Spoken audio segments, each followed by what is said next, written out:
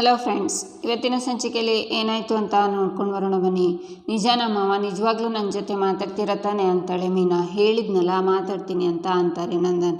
ಇಲ್ಲ ಮಾವ, ನನಗೆ ನಂಬಿಕೆ ಬರ್ತಿಲ್ಲ. ನಾನು ಇಲ್ಲಿಂದ ಹೋಗಲಿ ಅಂತ ಹೇಳ್ತಿದ್ದೀರಾ, ಆಮೇಲೆ ಮನೆಗೆ ಬಂದಮೇಲೆ ಮುಖ ನೋಡದೆ ಮುಖ ತಿರ್ಸ್ಕೊಂಡು ಹೋಗ್ತೀರಾ. ಹಾಗೆಲ್ಲ ಏನೂ ಇಲ್ಲ, ಮಾತಾಡಿಸ್ತೀನಿ, ನೀನು ಮೊದಲು ಕಣ್ಣೊರೆಸ್ಕೊ ಅಂತ ಮೀನಾ ಕಣ್ಣೀರನ್ನು ಒರೆಸಿ ಹೋಗು, ಆಫೀಸಿಗೆ ಹೋಗು ಅಂತಾರೆ ನಂದನ್.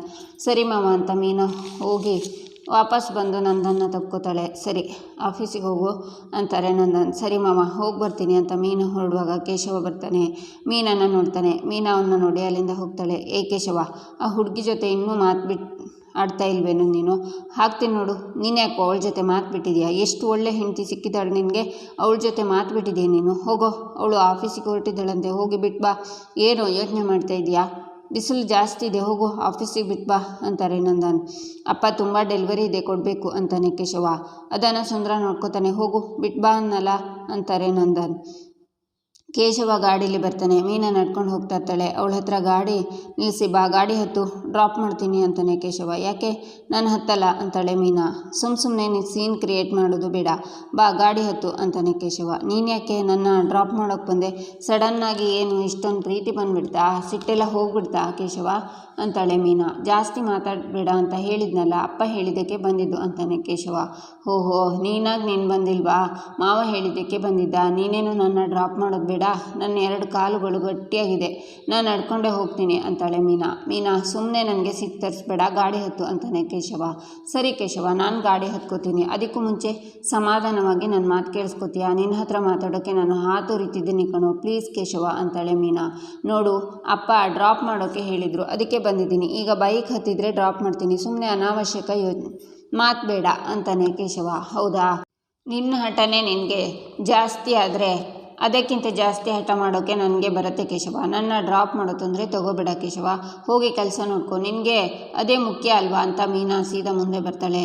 ನಮ್ಮ ದೇವ್ರ ಸತ್ಯ ನಮಗೆ ಗೊತ್ತಿಲ್ವಾ? ಈಗ ನನ್ನ ಕೇಶವ ಪೆಚ್ಚು ಮುಖ ಮಾಡಿಕೊಂಡು ನನ್ನ ಹಿಂದೆನೇ ಬರ್ತಿರ್ತಾನೆ ಅಂತ ತಿರುಗಿ ನೋಡುವಾಗ ಕೇಶವ ವಾಪಸ್ ಅಲ್ಲಿಂದ ಹೋಗ್ತಾ ಇರ್ತಾನೆ. ಮಾವನ ಮನಸ್ಸೇ ಕರಗಿದ್ರು ನಿನ್ನ ಮನಸ್ಸು ಕರಗ್ತಿಲ್ಲವಲ್ಲ ಕೇಶವ ಅಂತ ಮೀನಾ ಹೋಗ್ತಾಳೆ. ಕೇಶವ ಮುಂದೆ ಹೋಗಿ ಗಾಡಿ ನಿಲ್ಲಿಸಿ ತಿರುಗಿ ಮೀನನ್ನು ನೋಡ್ತಾನೆ. ಈಚೆ ಸುಂದರ ವಲ್ಲಭ ಅಂಗಡಿಯಲ್ಲಿ ಕಾಫಿ ಕುಡಿತಾ ಕೂತಿರ್ತಾರೆ. ವಲ್ಲಭ ನ್ಯೂಸ್ ಪೇಪರ್ ಓದ್ತಾ ನಗ್ತಾನೆ. ಯಾಕೆ ಒಳಿಮೆಯ ಹಾಗೆ ನಗ್ತಿದ್ಯಾ ಅಂತಾನೆ ಸುಂದರ. ಮಾಮ, ಈ ನ್ಯೂಸ್ ಪೇಪರಲ್ಲಿ ಏನಿದೆ ಗೊತ್ತಾ? ಹೆಂಡತಿಯಿಂದ ಮಾನಸಿಕ ಕಿರಿಕಿರಿಯಾದ ಗಂಡ ಡೈವರ್ಸ್ ಕೊಟ್ಟಿದ್ದಾನೆ ಅಂತ ಇದೆ. ಡೈವರ್ಸ್ ಕೊಟ್ಬಿಟ್ನಂತೆ ಅಂತಾನೆ ವಲ್ಲಭ. ನಾನಿಲ್ಲಿ ಮದುವೆ ಆಗದೆ ಸಾಯ್ತಿದ್ದೀನಿ, ಇಂಥ ವಿಷಯ ಕೇಳಿದರೆ ಹಾಕಿ 4 ತಟ್ಟಬೇಕು ಅನಿಸುತ್ತೆ ಅಂತಾನೆ ಸುಂದರ. ಅಲ್ಲ ಮಾವ, ಮದುವೆ ಯಾಕೆ ಆಗಬೇಕು? ಡಿವೋರ್ಸ್ ಯಾಕೆ ಕೊಡಬೇಕು ಮಾವ? ಹೆಂಡತಿ ಅಂದರೆ ಟಾರ್ಚರ್ ಫಿಕ್ಸು, ಅದು ಲೈಫ್ ಲಾಂಗು. ಇವಾಗ ಹೆಂಡತಿ ಎಷ್ಟೇ ಕಷ್ಟ ಕೊಟ್ಟರು ಏನಾದರೂ ಆಗಲಿ ಅಂತ ಬಾಯಿ ಮುಚ್ಕೊಂಡು ನಾನು ಸಂಸಾರ ನಡೆಸ್ತಿಲ್ವಾ ಅಂತಾನೆ ವಲ್ಲಭ. ಹೂನಪ್ಪ, ನಡೆಸ್ತಿದ್ಯಾ. ಅಲ್ಲ ಕಣೋ, ನಿನಗಿಂತ ಡಿವೋರ್ಸ್ ಕೊಟ್ಟಿರೋನೇ ಎಷ್ಟೋ ವಾಸಿ ಅನಿಸುತ್ತೆ ಅಂತಾನೆ ಸುಂದರ. ಏನು ಮಾಮ, ಏನು ನಿನ್ನ ಮಾತಿನ ಅರ್ಥ ಅಂತಾನೆ ವಲ್ಲಭ. ಏನೋ ಗಂಡಂಗೆ ಹೆಲ್ಪ್ ಆಗಲಿ ಅಂತ 4 ಕಾಸು ಸಂಪಾದನೆ ಮಾಡೋಕ್ಕೆ ಹೊರಟಿರೋ ನಿನ್ನ ಹೆಂಡತಿ ಮೇಲೆ ಮುನ್ಸ್ಕೊಂಡಿದ್ಯಲ್ಲೋ, ನಿನಗಿಂತ ನ್ಯೂಸಲ್ಲಿ ಬಂದಿರೋನೇ ಬೆಟರ್ ನೋಡು ಅಳಿಮೆಯ.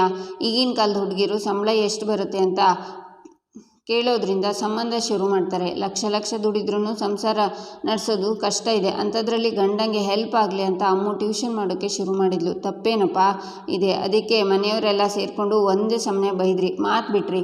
ಹೋಗಲಿ ಬಿಡು. ಆದರೆ ಇಲ್ಲಿವರೆಗೂ ಕ್ಷಮಿಸುವಂಥ ಸಣ್ಣ ಗುಣನೂ ಇಲ್ವಾ ನಿನಗೆ? ಅಲ್ಲ ಕಣೋ ಅಮೂಲ್ಯ, ಶ್ರೀಮಂತರ ಮನೆಯಲ್ಲಿ ಬೆಳೆದವಳು. ಅವಳ ಅಪ್ಪನ ಹತ್ರ ಪಾಕೆಟ್ ಮನೆಗಂತ 5,000 ಕೇಳಿದ್ರೆ 10,000 ಕೊಡ್ತಾರೆ ಅವರು.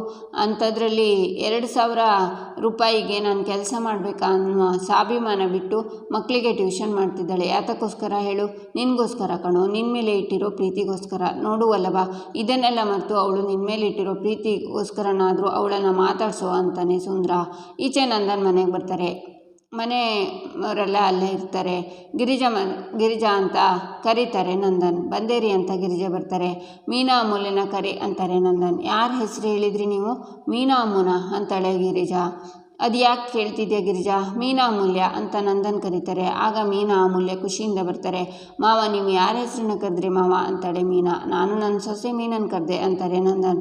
ಮಾವ, ಹಾಗಾದರೆ ನಿಮಗೆ ನನ್ನ ಮೇಲೆ ಸಿಟ್ಟೆಲ್ಲ ಕಡಿಮೆ ಆಯಿತಾ ಮಾವ? ಅಯ್ಯೋ, ನನಗೆ ಎಷ್ಟು ಖುಷಿ ಆಗ್ತಿದೆ ಅಂದರೆ ಅದನ್ನು ಹೇಳ್ಕೊಳ್ಳೋಕ್ಕೆ ಬರ್ತಿಲ್ಲ. ಥ್ಯಾಂಕ್ಸ್ ಮಾವ, ಥ್ಯಾಂಕ್ ಯು ಸೋ ಮಚ್ ಅಂತಾಳೆ ಮೀನಾ. ತಗೋ ಕೊಬ್ಬರಿ ಮಿಠಾಯಿ ಅಂತಾರೆ ನಂದನ್.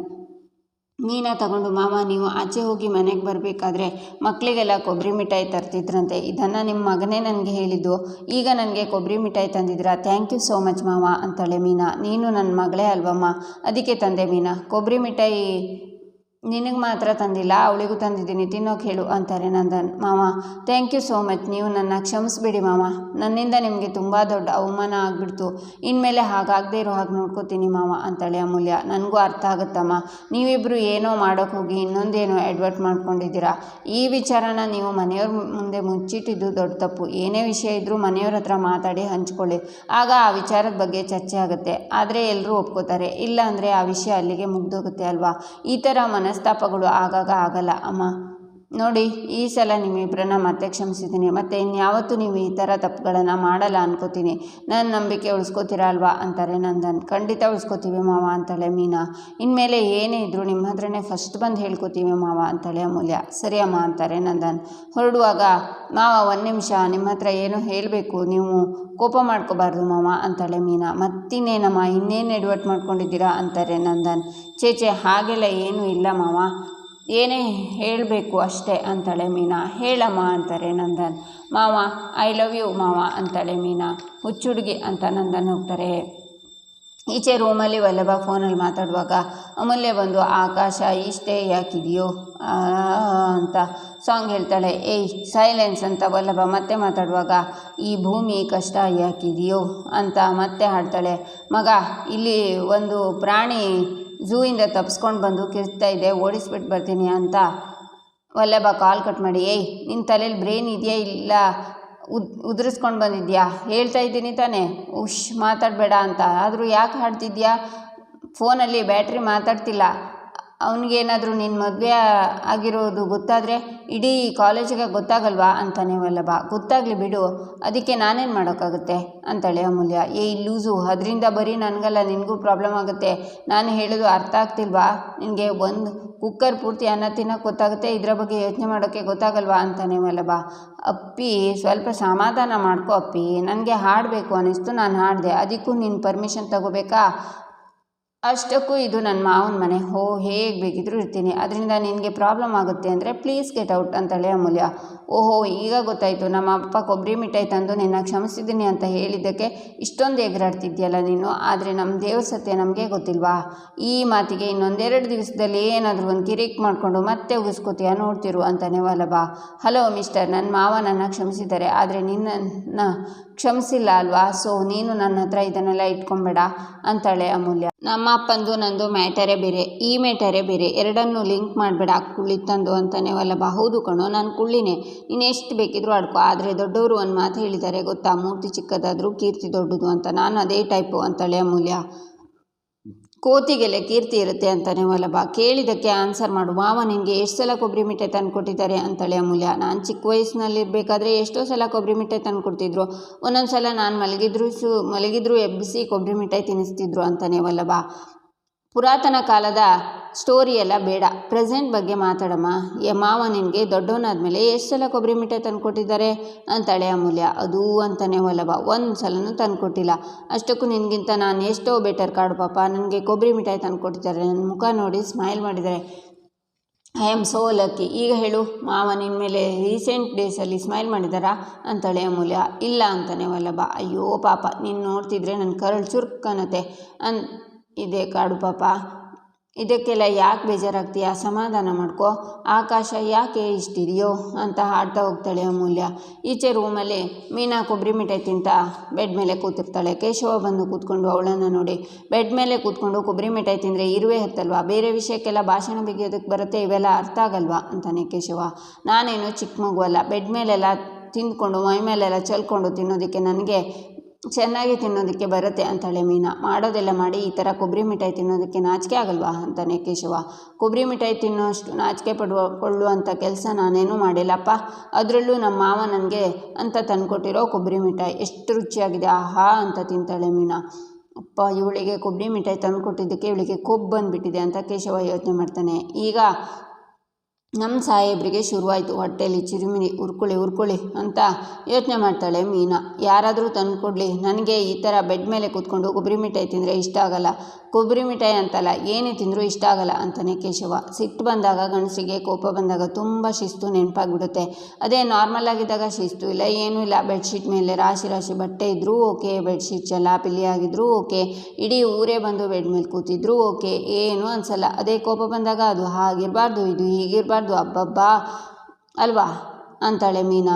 ನನಗೆ ನಿನ್ನ ಜೊತೆ ಜಗಳ ಆಡೋಕ್ಕೆ ಇಷ್ಟ ಇಲ್ಲ ಅಂತಾನೆ ಕೇಶವ. ನನಗೂ ಇಷ್ಟ ಇಲ್ಲ, ನೆಮ್ಮದಿಯಾಗಿ ಕೊಬ್ಬರಿ ಮಿಠಾಯಿ ತಿನ್ನೋಕ್ಕೂ ಇಲ್ಲ ಅಂತ ಮೀನಾ ಆಚೆ ಹೋಗ್ತಾಳೆ. ಈಚೆ ನಂದನ್ ಗಿರಿಜಾ ಸೋಫಾ ಮೇಲೆ ಕೂತ್ಕೊಂಡು ಪದಬಂಧ ಬಿಡಿಸ್ತಿರ್ತಾರೆ. ಆಗ ಪ್ರಿಯಾ ಬರ್ತಾಳೆ. ಮಾಧವನು ಬರ್ತಾನೆ. ಅಪ್ಪ ಮಾತಾಡ್ಬೋದಾ ಅಂತಾನೆ. ಇದೇನೋ ಮಾತಾಡ್ಬೋದಾ ಅಂತಿದ್ಯಾ, ಏನು ಕೇಳು ಅಂತಾರೆ ನಂದನ್.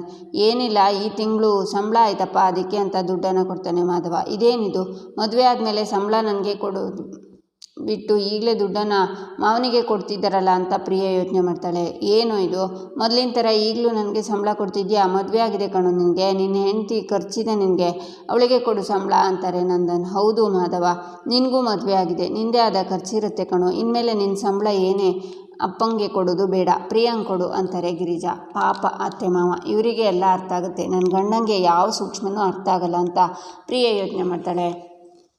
ಅಮ್ಮ, ನಮ್ಮ ಖರ್ಚಿಗೆ ಏನೇ ಬೇಕಿದ್ರೂ ಅಪ್ಪನ ಹತ್ರ ಕೇಳಿ ಅಭ್ಯಾಸ ಅಲ್ವಾ, ಅದಕ್ಕೆ ಇದು ಅಪ್ಪನ ಹತ್ರನೇ ಇರಲಿ ಅಪ್ಪ, ತಗೊಳ್ಳಿ ಅಪ್ಪ ಅಂತ ಮಾಧವ ಕೊಡುವಾಗ, ಬೇಡ ಮಾಧವ ಇಟ್ಕೋ ಅಂತಾರೆ ನಂದನ್. ಅಪ್ಪ, ನಮಗೆ ಮದುವೆಗೆ ಎಷ್ಟೆಲ್ಲ ಖರ್ಚು ಮಾಡಿದ್ರೆ ಆ ಸಾಲದ ಹೊರೆ ನಿಮ್ಮ ಮೇಲಿದೆ, ಅದೆಲ್ಲ ಕಂತಾಗಿ ತೀರಿಸ್ಕೊಳ್ಳೋದಕ್ಕೆ ಇದನ್ನು ಉಪಯೋಗಿಸ್ಕೊಳ್ಳಿ ಅಪ್ಪ.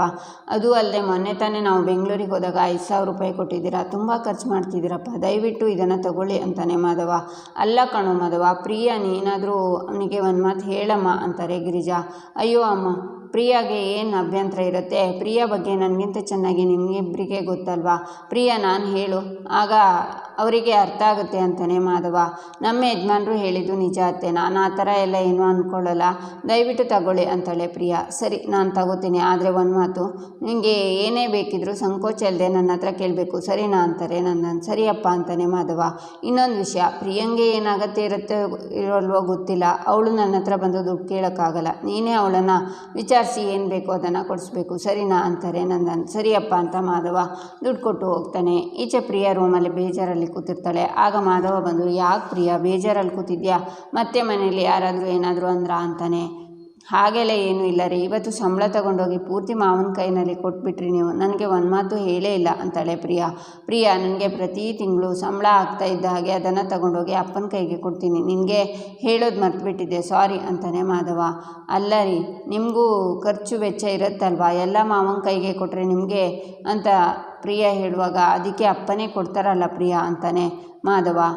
ಅವತ್ತು ನೀವೇನು ಹೇಳಿದ್ರಿ, ನಮಗೋಸ್ಕರ ತಮ್ಮಂದಿರು ದುಡ್ಡು ಹೊಂದಿಸ್ಕೊಟ್ಟಿದ್ದಾರೆ, ಆ ದುಡ್ಡನ್ನು ಅವ್ರಿಗೆ ವಾಪಸ್ ಕೊಡಬೇಕು ಅಂತ ಹೇಳಿದ್ರಿ ಅಲ್ವಾ, ಅಂದರೆ ಅವರಿಬ್ಬರು ಕಷ್ಟಪಡ್ತಿದ್ದಾರೆ ಅಂತಲೂ ಹೇಳಿದ್ರಿ, ಈಗ ನೋಡಿದರೆ ಅಷ್ಟು ದುಡ್ಡು ತಗೊಂಡೋಗಿ ಮಾವನಿಗೆ ಕೊಟ್ಟಿದ್ದೀರಾ ಅಂತಾಳೆ ಪ್ರಿಯಾ. ಹಾಗೆ ಮಾಡೋದಕ್ಕಾಗಲ್ಲ ಪ್ರಿಯಾ, ನಾನೇ ಇಟ್ಕೊಂಡು ನನ್ನ ಸಂಬಳ ಅಪ್ಪಂಗೆ ಕೊಟ್ಟೆ ಅಭ್ಯಾಸ, ಒಂದು ವೇಳೆ ನಾನು ವಲ್ಲಭ ಕೇಶವಂಗೆ ಆ ದುಡ್ಡು ಕೊಟ್ಟೆ ಅಂತ ಹೇಳಿದೆ ಅಂದ್ಕೋ, ಆಗ ಯಾಕೆ ಅಂತ ಪ್ರಶ್ನೆ ಬರುತ್ತೆ, ಆಗ ನಾನೇ ಅವರನ್ನು ಸಿಕ್ಕಾಕಿಸ್ದಾಗಲ್ವಾ ಅಂತಾನೆ ಮಾಧವ. ಅದು ನಿಜನೇ, ಆದರೂ ನೀವು ಮಾವಂಗೆ ಹೇಳ್ಬೋದಲ್ವಾ ನನಗೂ ಖರ್ಚಿರುತ್ತೆ ಅಂತಾಳೆ ಪ್ರಿಯಾ. ನೀನು ಹೇಳೋ ಥರ ಹೇಗೆ ಹೇಳೋಕ್ಕಾಗುತ್ತೆ ಪ್ರಿಯಾ ಅಂತಾನೆ ಮಾಧವ. ಇವ್ರಿಗೆ ಹೇಗೆ ಅರ್ಥ ಮಾಡಿಸೋದು ಅಂತ ಯೋಚನೆ ಮಾಡಿ, ನೀವು ಮದುವೆ ಆಗುವವರೆಗೂ ಪೂರ್ತಿ ಸಂಬಳ ಮಾವಂಗೆ ಕೊಡ್ಬೋದು ಸರಿ, ಆದರೆ ಮದುವೆ ಆದಮೇಲೆ ಹೆಂಡತಿ ಆದವಳು ತನ್ನ ಅತ್ತೆ ಮಾವನ ಹತ್ರ ದುಡ್ಡು ಕೇಳೋದಕ್ಕೆ ಆಗಲ್ಲ ರೀ ಅಂತಾಳೆ ಪ್ರಿಯಾ. ನನ್ನ ಅಪ್ಪ ಅಮ್ಮ ಬೇರೆ ಅಪ್ಪ ಅಮ್ಮನ ಥರ ಅಲ್ಲ, ನೀನು ದುಡ್ಡು ಕೇಳಿದ ತಕ್ಷಣ ಮುನ್ಸ್ಕೊಳ್ಳಲ್ಲ, ಸಂತೋಷವಾಗಿ ಕೊಡ್ತಾರೆ, ಸರಿನಾ ಅಂತಾನೆ ಮಾಧವ. ಸರಿ ರೀ ಅಂತ ಪ್ರಿಯಾ ಹೇಳ್ತಾಳೆ. ಈಚೆ ಮೀನಾ ಕೇಶವನ ಹತ್ರ ವೀಡಿಯೋ ಕಾಲಲ್ಲಿ, ಕೇಶವ ನಾನು ಈಗ ಮನೆ ಬಿಟ್ಟು ಹೋಗಬೇಕು ಅಂದ್ಕೊಂಡಿದ್ದೀನಿ ಕೇಶವ ಅಂತಾಳೆ. ಆಗ ಕೇಶವ ಆಫೀಸಿಗೆ ಬಂದು ಮೀನನ್ನು ವಿಚಾರಿಸಿದಾಗ ಅವಳು ಇವತ್ತು ಆಫೀಸಿಗೆ ಬಂದಿಲ್ವಲ್ಲ ಅಂತಾರೆ. ನಂತರ ಮೀನಾ ಅಮೂಲ್ಯ ಮನೆ ಹತ್ರನೇ ಹೊರಗಡೆ ನಿಂತಿರ್ತಾರೆ. ಆಗ ಕೇಶವ ಮನೆಗೆ ಓಡಿ ಬಂದು ಮೀನಾಗೆನ್ನೇ ನೋಡ್ತಾನೆ. ಮೀನಾ ಕೇಶವನ ತಪ್ಕೋತಾಳೆ. ಆಗ ಕೇಶವ, ನಿನಗೆ ನಿಜವಾಗ್ಲೂ ಕಾಮನ್ ಸೆನ್ಸ್ ಇಲ್ವಾ, ಏನಾಗಿದೆ ಮೀನಾ ನಿನಗೆ, ನಿನ್ನ ಮೆಸೇಜ್ ಕೇಳಿದ ತಕ್ಷಣ ಎದ್ನೋ ಬಿದ್ನೋ ಅಂತ ಮಾಡೋ ಕೆಲಸ ಬಿಟ್ಟು ನಿನ್ನ ಆಫೀಸ್ ಹತ್ರ ಹೋಗಿದ್ದೆ, ಅಲ್ಲಿ ನೋಡಿದರೆ ನೀನು ಇರಲಿಲ್ಲ, ರೂಮಲ್ಲಿ ಈ ಮಳೆಯಲ್ಲಿ ಬೀದಿನಲ್ಲಿ ಹುಡುಕಿದ್ದೀನಿ ಕಣೆ, ನಿನಗೆ ಮನೆಯವರೆಲ್ಲ ಸದ್ರ ಕೊಟ್ಟು ಕೊಟ್ಟು ಹೆಚ್ಕೊಂಡು ಬಿಟ್ಟಿದ್ಯಾ, ಅದಕ್ಕೆ ನೀನೇನೇ ಮಾಡಿದರೂ ಸರಿ ಅನ್ನೋ ಅಹಂಕಾರ ನಿನಗೆ ಅಂತ ಹೇಳ್ತಾನೆ ಕೇಶವ. ಇಲ್ಲಿಗೆ ಈ ಸಂಚಿಕೆ ಮುಕ್ತಾಯವಾಗುತ್ತೆ. ಮುಂದಿನ ಸಂಚಿಕೆಗಾಗಿ ನಮ್ಮ ಚಾನಲನ್ನು ನೋಡಿ ಸಬ್ಸ್ಕ್ರೈಬ್ ಮಾಡಿ, ಲೈಕ್ ಮಾಡಿ, ಸಪೋರ್ಟ್ ಮಾಡೋದನ್ನು ಮರಿಬೇಡಿ.